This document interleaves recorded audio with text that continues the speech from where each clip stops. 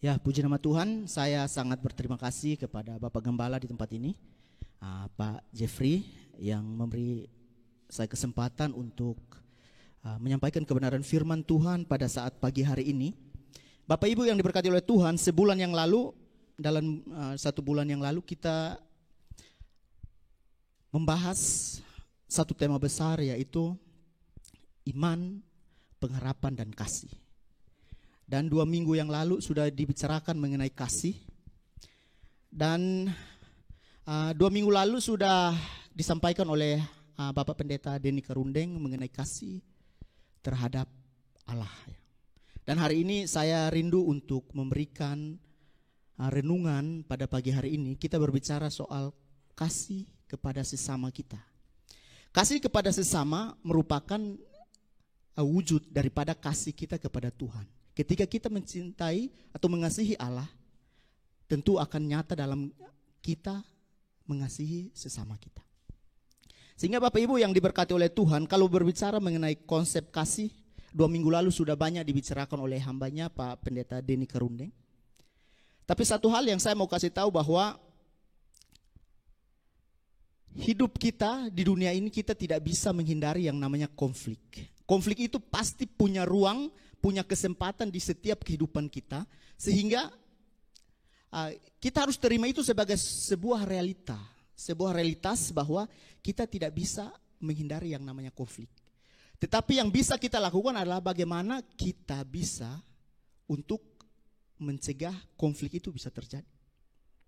Sehingga Bapak Ibu yang diberkati oleh Tuhan, pada hari ini kita akan melihat satu tema yang saya bawakan kepada kita, bahwa bagaimana kita manusia ini, kita mau punya inisiatif untuk mengasihi sesama. Inisiatif. Bagaimana kita punya inisiatif untuk mengasihi sesama kita.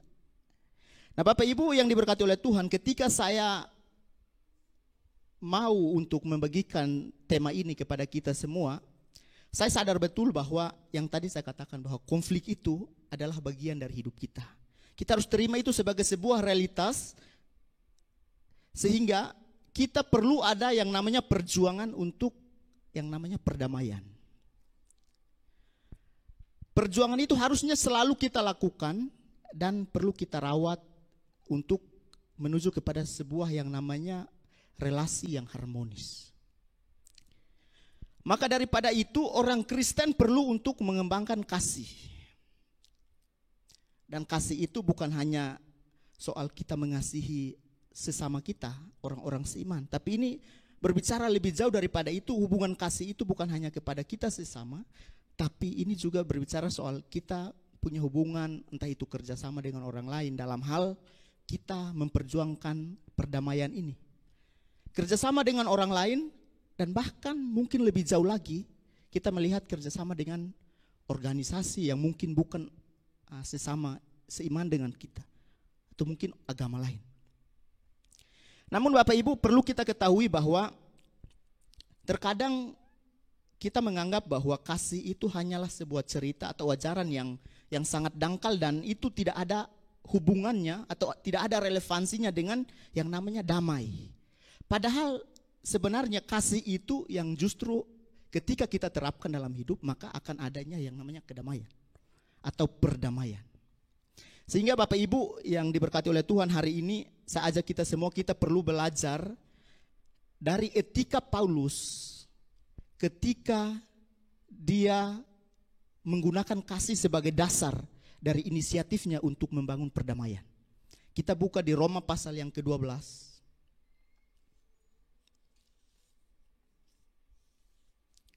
Roma pasal yang ke-12 ayat 9 sampai ayat yang ke-21, tapi saya tidak akan membaca semuanya.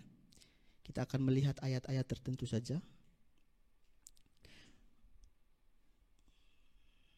Roma 12 ayat yang ke-9. Saya bacakan bahwa di sini Lembaga Alkitab Indonesia memberikan judul Nasihat untuk Hidup dalam Kasih. Hendaklah kasih itu jangan pura-pura, jauhilah yang jahat dan lakukanlah yang baik. Hendaklah kamu saling mengasihi sebagai saudara dan saling mendahului dalam memberi hormat. Janganlah hendaknya kerajinan kendor, biarlah rohmu menyala-nyala dan layanilah Tuhan. Bapak Ibu yang diberkati oleh Tuhan, di ayat yang ke-18 dikatakan bahwa sedapat-dapatnya kalau hal itu bergantung kepadamu, hiduplah dalam perdamaian dengan semua orang. Nah, itu yang saya katakan bahwa itu adalah inisiatif. Kalau sedapat-dapatnya itu tergantung padamu, hiduplah dalam perdamaian dengan semua orang. Bapak Ibu yang diberkati oleh Tuhan, tadi saya sudah katakan bahwa setiap kita, pendeta sekalipun, pasti pernah ada yang namanya konflik, entah itu dalam rumah tangga, hubungan anak dengan bapak atau orang tua, atau suami dengan istri. Pasti pernah ada yang namanya konflik, dan itu mungkin ada tipe-tipe tertentu yang mungkin kita hadapi hari-hari ini. Tapi Bapak Ibu, yang saya mau katakan bahwa kita harusnya menjadi agen-agen perdamaian itu. Agen-agen perdamaian. Sehingga Bapak Ibu yang diberkati oleh Tuhan, ketika kita menjadi agen perdamaian, maka akan muncul yang namanya kita punya strategi-strategi tertentu untuk bisa kita tangani atau bisa kita cegah konflik yang mungkin sementara terjadi atau setelah terjadi. Apa yang harus kita lakukan? Sehingga Bapak Ibu yang diberkati oleh Tuhan, yang saya mau katakan di sini bahwa mungkin strategi-strategi yang kita terapkan hari-hari ini itu sebenarnya tidak salah ya, semuanya benar. Tetapi saya mau katakan bahwa tema hari ini adalah bahwa alangkah lebih baiknya kita punya yang namanya upaya pencegahan ya, preventif, langkah awal supaya kita bisa mencegah atau bisa kita memelihara perdamaian itu sendiri. Yaitu perdamaian antara relasi kita dengan masyarakat, relasi antar pribadi, ataupun relasi kita dengan sesama orang-orang yang seiman. Dalam hal ini adalah jemaat. Bapak Ibu yang diberkati oleh Tuhan, saya yakin bahwa ketika kita melihat kitab Roma ini Bapak Ibu, kitab Roma ini ditulis bukan dalam keadaan yang Rasul Paulus dan jemaat di Roma itu pada saat itu bukan lagi dalam keadaan yang baik-baik saja. Makanya kenapa Rasul Paulus menasehatkan orang-orang di Roma bahwa hiduplah dalam kasih. Kenapa? Kenapa Rasul Paulus menasehatkan itu? Karena di sana Rasul Paulus mau katakan kepada orang-orang Roma bahwa kalian ini loh, kalian ini adalah orang pertama yang sudah menerima kasih karunia itu. Nah, ketika kalian sudah menerima kasih karunia itu, makanya kalian itu harus menjadi inisiator perdamaian. Kalian itu harus menjadi orang-orang yang menginisiasi perdamaian, yaitu hidup dalam kasih. Sehingga Bapak Ibu yang diberkati oleh Tuhan, kalau hari ini saya melihat bahwa kitab Roma ini ya Bapak Ibu, saya melihat di sini bahwa Roma ini sebenarnya kalau kita lihat strukturnya, struktur penulisannya, Rasul Paulus menuliskan kitab Roma ini dalam 15 pasal Bapak Ibu. Dalam 16 pasal, dan di sini dalam ke-16 pasal ini dia bagi. Rasul Paulus membagikan kitab Roma ini dalam 2 bagian besar. Pasal yang pertama sampai dengan pasal yang ke-11 itu berbicara soal apa yang sudah kita terima daripada Allah. Nah, selanjutnya nanti pasal ke-12 sampai pasal yang ke-15 Rasul Paulus mau katakan bahwa kalian yang sudah terima pasal 1 sampai pasal 11, sekarang giliran kalian. Pasal 12 sampai pasal 15, kalian harus memberikan tanggapan. Kalian harus memberikan respon terhadap apa yang sudah kalian terima daripada Tuhan. Sehingga pasal 12 ayat 1 dikatakan, ayat 1 dan 2 dikatakan bahwa kamu jangan sama seperti dunia ini. Tetapi kamu itu harus berbeda dengan dunia ini.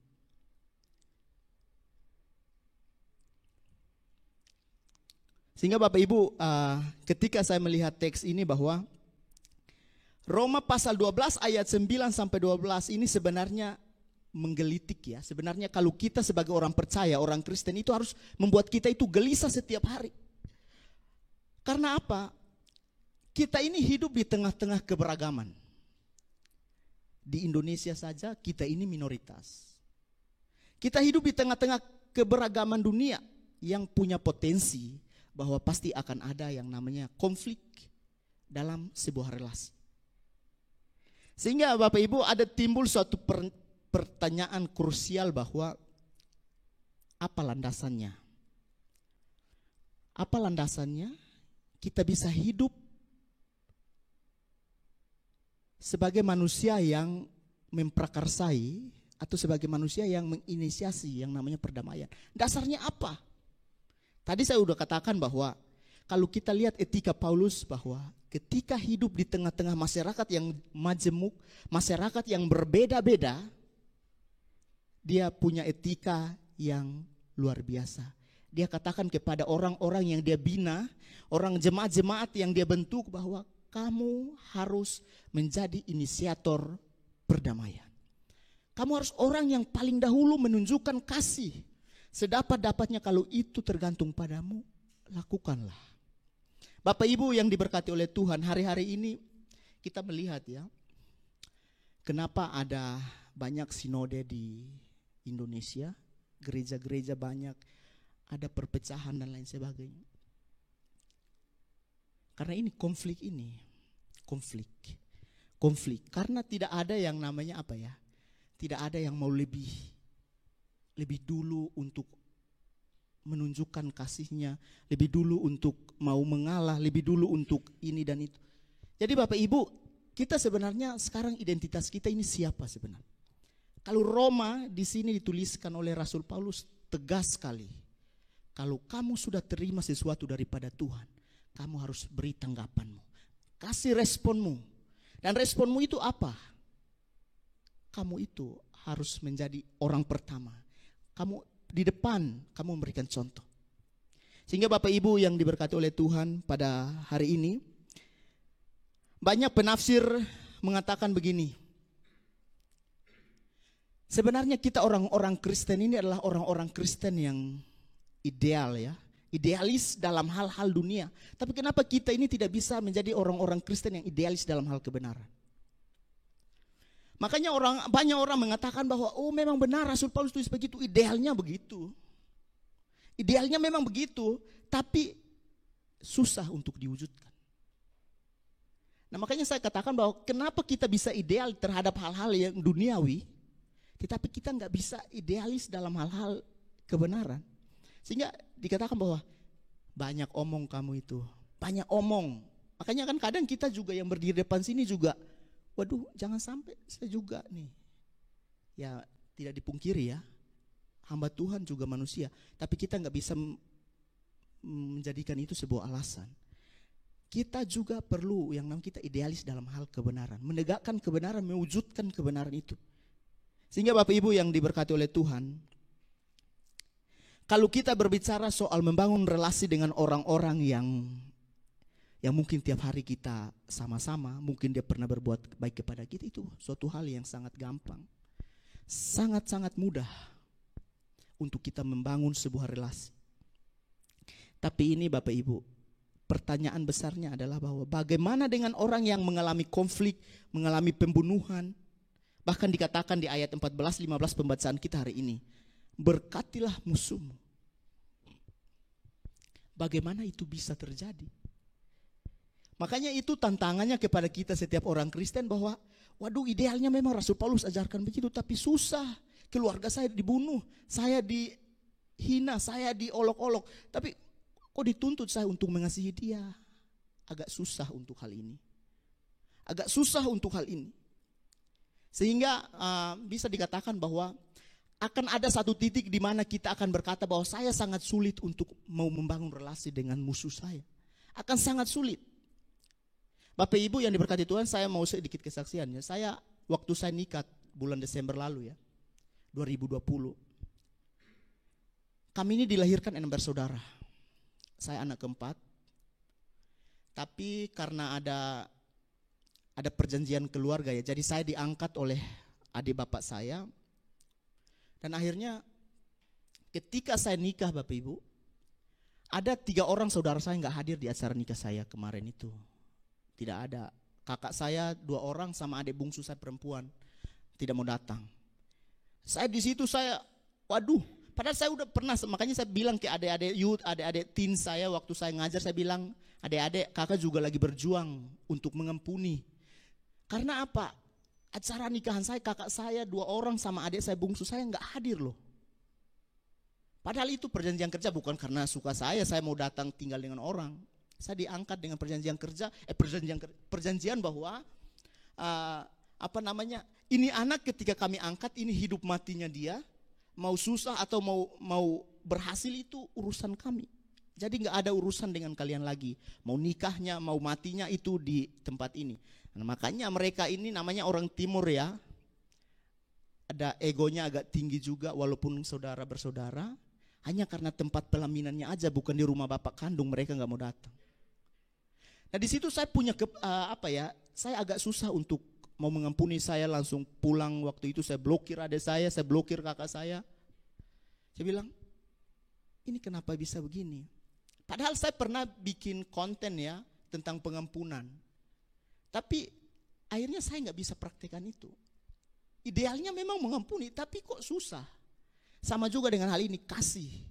Idealnya memang harus mengasihi, tapi kok susah diwujudkan.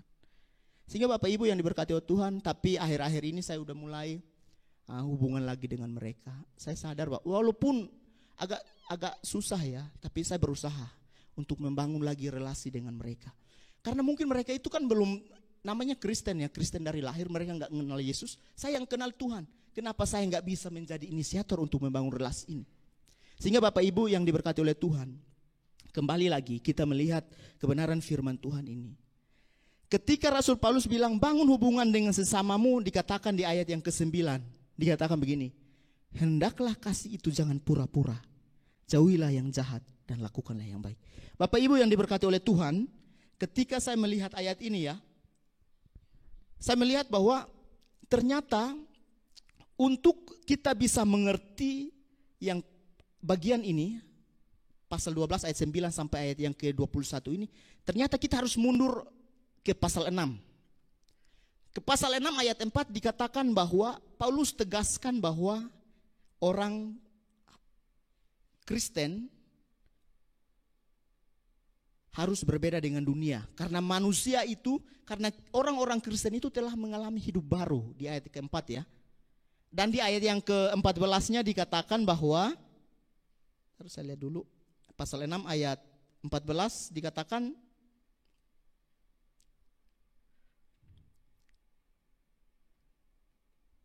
karena kita adalah manusia baru yang sudah terima hidup baru, maka kita ini tidak lagi dikuasai oleh dosa.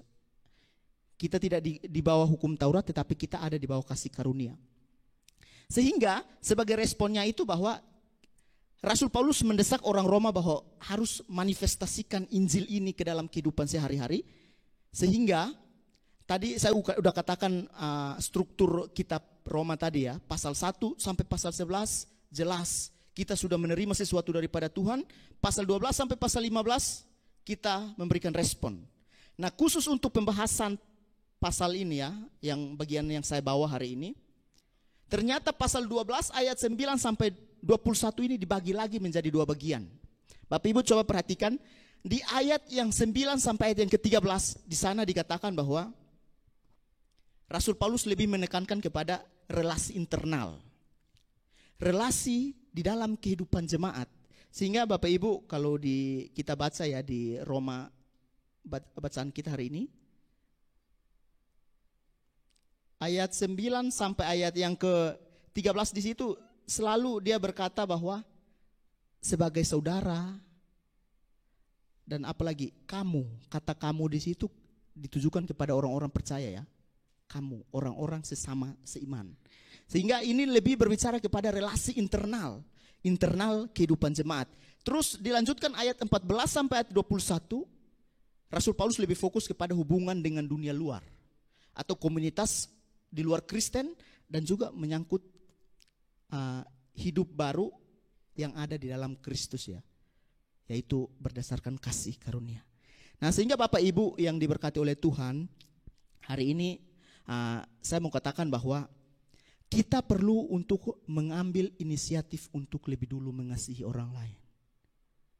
Lebih dulu kita harus punya inisiatif untuk mengasihi orang lain. Sehingga Bapak Ibu yang diberkati oleh Tuhan, saya mau bahas satu hal penting di ayat yang ke-9 dikatakan bahwa jangan pura-pura. Rasul Paulus tegas, dia kasih highlightnya di situ, garis tebalnya di situ bahwa jangan pura-pura. Bapak Ibu yang diberkati Tuhan, kalau kita melihat dalam bahasa aslinya ya, di dalam bahasa Yunani, jangan pura-pura itu ditulis anupokritos. Anupokritos.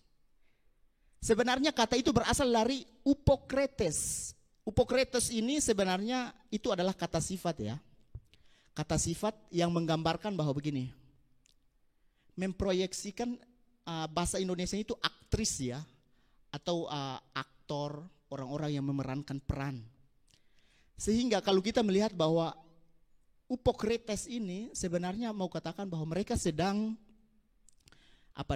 berpura-pura untuk memerankan orang lain dan menyembunyikan identitas diri mereka di balik topeng itu. Itu hanya untuk kebutuhan panggung doang. Nah itu upokretes ya. Tetapi dia katakan bahwa upokretes, upokritos ya, kalau ke upokritos ayat 9 ini berarti bahwa jangan kamu pakai topeng, jangan berpura-pura. Bapak Ibu kalau sebut aktris ya, saya ingat mama saya. Mama saya ya kalau mewakili ibu-ibu penonton sinetron di bagian timur ya.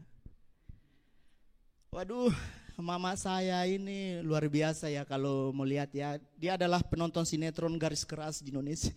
Kalau saya mau bilang ya. Dia itu kalau nonton sinetron, kita udah ulang kita kasih tahu. Mama itu hanya tipuan doang, itu omong kosong. Mereka itu enggak sejahat itu. Tapi mama saya ini sampai tiap hari dia, pernah saya ini kalau mau dibilang ya, kayak disumpahin gitu. Gara-gara kami enggak sepakat bahwa itu hanya tipuan. Orang-orang hanya berperan aja di sinetron-sinetron itu. Dia sampai bilang begini Bapak Ibu. Dia kalau nonton dia udah di depan TV ini, jangan sampai pindah channel. Dulu film kesukaannya itu bawang merah bawang putih ya, kita tahu ya karakternya bawang merah itu selalu dicoret, dia nggak mau terima itu.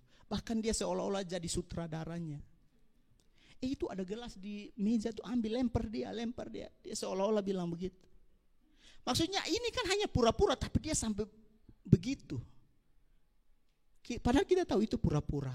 Mereka yang dapat uang, mama yang darahnya naik, masuk rumah sakit. Kan lucu ya. Padahal kita tahu bahwa itu hanya peran ya.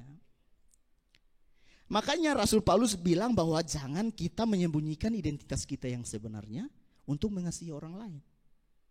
Kasih itu harus tulus. Karena kenapa? Bapak Ibu, ini ayat ini sebenarnya ada kaitannya dengan mungkin bisa ditampilkan 2 Korintus ya, 2 Korintus pasal yang ke-6 ayat yang ke-6. Dikatakan bahwa dalam kemurnian hati, pengetahuan, kesabaran dan kemurahan hati dalam Roh Kudus dan kasih yang tidak munafik. Kata anupokretes ini sebenarnya juga disandingkan dengan kata munafik. Munafik. Dan juga dia di awalnya dikatakan bahwa harusnya murni, kemurnian hati, ketulusan ya. Jadi ini suatu hal ya, 2 hal yang kontras ya, kemurnian hati dan juga kemunafikan. Nah Rasul Paulus bilang jangan kamu anupokrites. Karena apa? Jangan munafik, tapi kamu hendaknya murni hati. Kamu tulus dalam memberi kasih.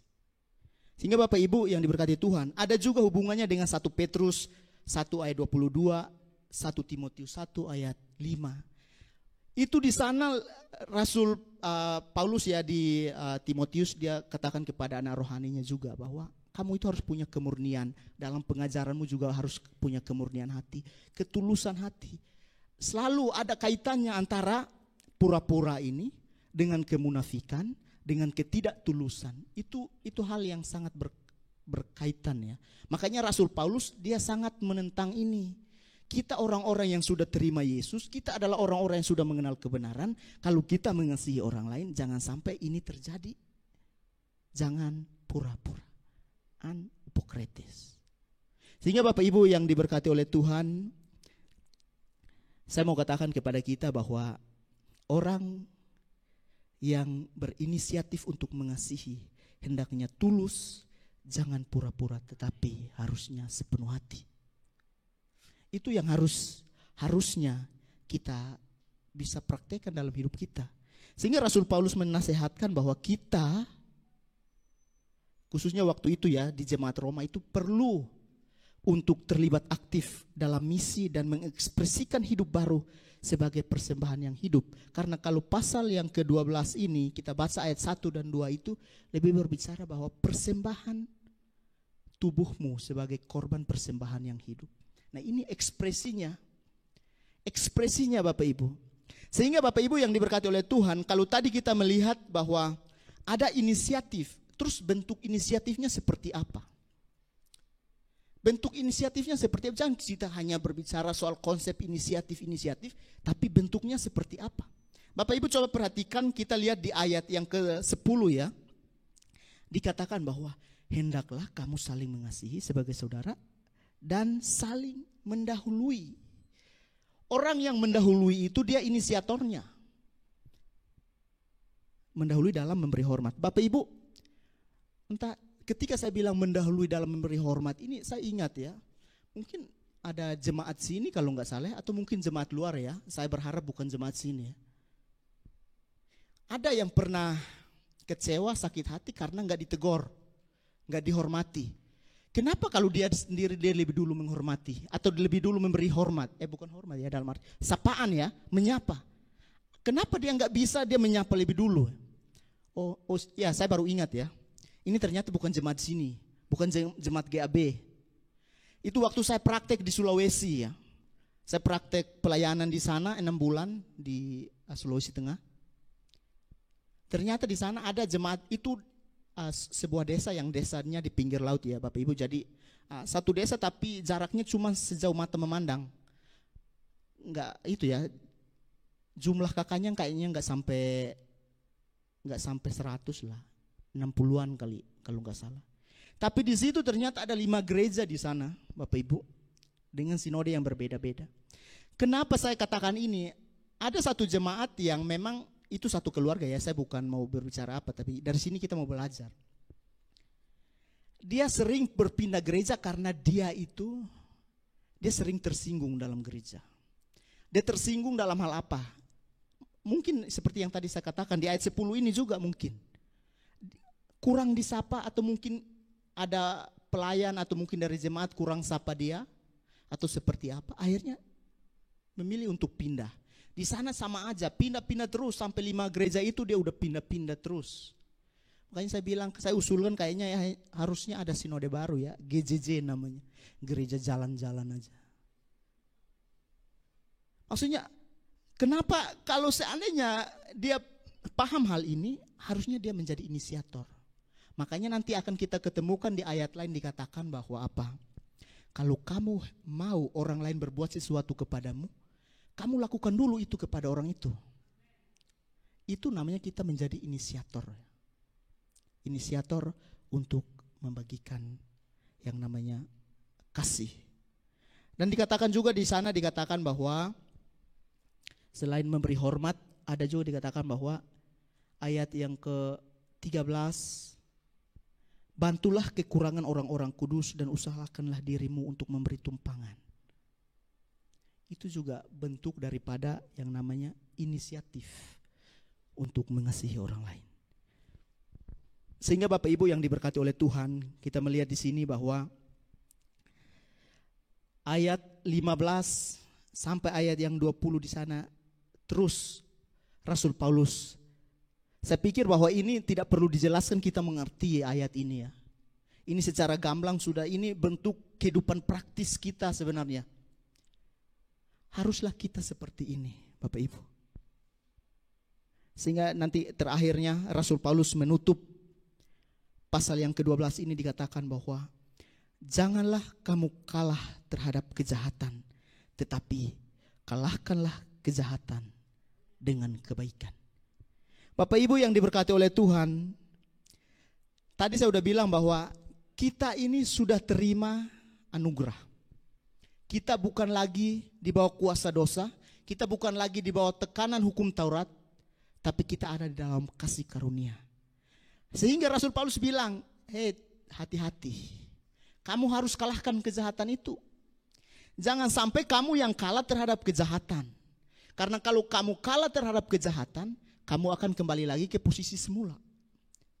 Kamu bukan lagi dikatakan bahwa kamu menerima kasih karunia, tapi kamu akan hidup lagi, dibelenggu oleh dosa. Kamu akan terikat lagi, kamu akan di bawah tekanan dosa. Sehingga Bapak Ibu yang diberkati oleh Tuhan, kebenaran firman Tuhan hari ini saya mau katakan bahwa hendaknya kita menjadi inisiator ya. Inisiator untuk mengasihi sesama. Ketika kita menjadi inisiator untuk mengasihi sesama, maka akan tercipta yang namanya relasi yang baik dan akan terbina yang namanya kehidupan yang harmonis. Di tengah kehidupan kita yang mungkin beragam, di dalam gereja aja kita mungkin beda pendapat, beda cara pandang seseorang dengan yang lain. Tapi kalau kita sama-sama mau terapkan sifat ini bahwa kita menjadi inisiatornya untuk menerapkan kasih dalam kehidupan kita berjemaat, maka tentunya kita bukan hanya berdampak di dalam gereja kita ini, tapi kita juga pasti akan berdampak di luar sana. Kita akan menjadi garam dan terang. Kita akan menjadi teladan buat orang-orang di sana. Bapak Ibu yang diberkati Tuhan, saya mau akhiri renungan saya hari ini dengan sebuah kesaksian. Bapak Ibu mungkin pernah dengar yang namanya kisah Van den Broek. Ada yang pernah dengar kisah ini? Kisah ini mengisahkan ketika waktu itu ya, zaman apartheid, di mana ada begitu perbedaan yang sangat mencolok waktu itu. Ketika mengasihi orang, kamu harus lihat dari bentuk kulitnya. Ada begitu perbedaan, orang hitam tidak mau, orang putih tidak mau berteman dengan orang kulit hitam. Sehingga Van den Broek ini kita tahu ya, ini adalah orang kulit putih. Bapak Ibu, suatu saat dia datang ke perkampungan orang kulit hitam ini.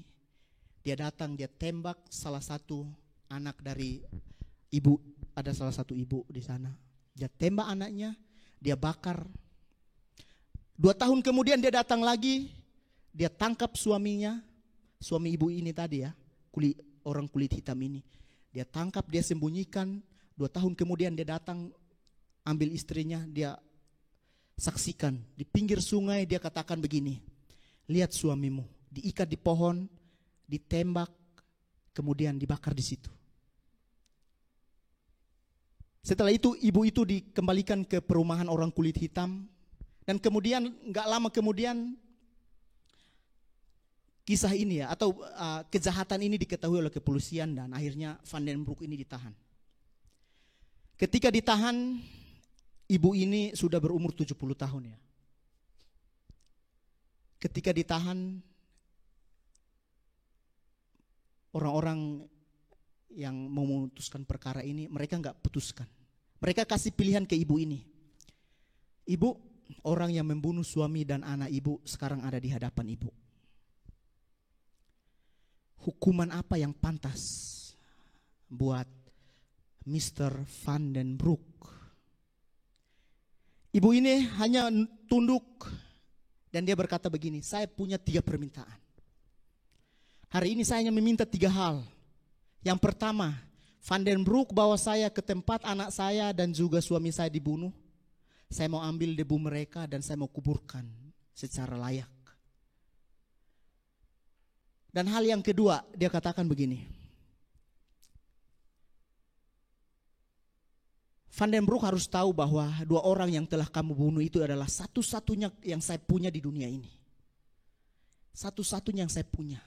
Untuk itu, saya minta hari ini, kamu wajib 2 kali dalam sebulan kamu harus datang ke perumahan saya untuk saya mau melampiaskan kasih yang masih ada dalam diri saya. Kamu harus datang kunjungi saya. Dan saya mau angkat kamu sebagai pengganti dari kedua orang yang kamu bunuh itu. Mendengar hal ini Bapak Ibu, pembunuh itu langsung jatuh pingsan.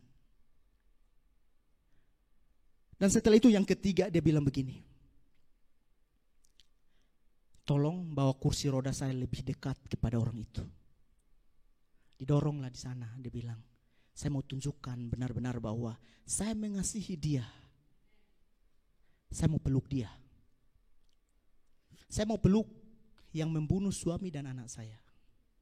Karena saya benar-benar sudah mengampuni dia dan mengasihi dia. Bapak Ibu, saya dari kisah ini saya rasa bahwa kita di sini belum pernah mengalami situasi yang seperti ini. Tapi kok kenapa kita sulit sekali untuk bisa lebih dulu seperti ibu itu mengampuni orang itu. Bisa lebih dulu untuk mengasihi orang itu. Saya pikir kita belum sampai di situasi yang sesulit itu. Sehingga Bapak Ibu yang diberkati oleh Tuhan, ternyata dari kisah ini bisa kita simpulkan bahwa kasih dan pengampunan itu ternyata bukan perbuatan duniawi ya. Itu perbuatan ilahi. Kasih dan pengampunan itu adalah perbuatan ilahi. Bukankah itu yang menjadi dorongan untuk Tuhan kita turun ke dunia ini? Bukankah karena kasih dan pengampunan sehingga dia rela untuk turun ke dunia ini? Makanya saya bilang bahwa ketika kasih dan pengampunan itu kita tidak bisa lakukan dalam kehidupan kita, saya yakin dan percaya bahwa ternyata itu mungkin kita pakai kekuatan kita. Karena saya yakin dan percaya bahwa ketika kita punya kekuatan ilahi, kita bisa mengampuni orang yang mungkin sekalipun pernah menyakiti kita atau pernah mungkin membuat salah kepada kita. Sehingga Bapak Ibu yang diberkati oleh Tuhan, ketika ibu itu melakukan 3 permintaan itu Bapak Ibu, apa yang Bapak Ibu bayangkan ya, ketika pada waktu itu dia bilang 3 hal permintaan itu, semua orang yang ada di dalam ruangan persidangan itu semuanya terdiam. Mereka semua langsung secara spontan mereka berdiri dan mereka nyanyikan lagu apa? Amazing Grace. Aku yang nantinya akan di Kidung Jemaat diterjemahkan sebagai ajaib benar anugerah. Dulu dia itu adalah orang yang mungkin pernah buta. Tetapi karena kasih dia ditemukan. Dan dia kembali melihat bahwa ternyata kenapa dia bisa mengampuni orang itu. Karena dia telah terlebih dahulu menerima pengampunan daripada Tuhan. Sehingga Bapak Ibu yang diberkati oleh Tuhan, kalau kita lihat kisah ini, saya sangat-sangat terberkati oleh kisah ibu tua ini yang menjadi inisiator untuk mengasihi orang yang telah membuat dia kehilangan keluarganya, membuat dia dalam keadaan yang sulit, tapi dia bisa dan dia sanggup untuk mengasihi orang lain. Bapak Ibu yang diberkati oleh Tuhan, ini juga sama ketika kita melihat kisah orang yang diampuni utangnya, dilunaskan utangnya. 10.000 talenta dibandingkan dengan 100 dinar. Tapi ternyata dia diampuni, tapi dia keluar malah dia mencekik temannya yang berutang hanya 100 dinar.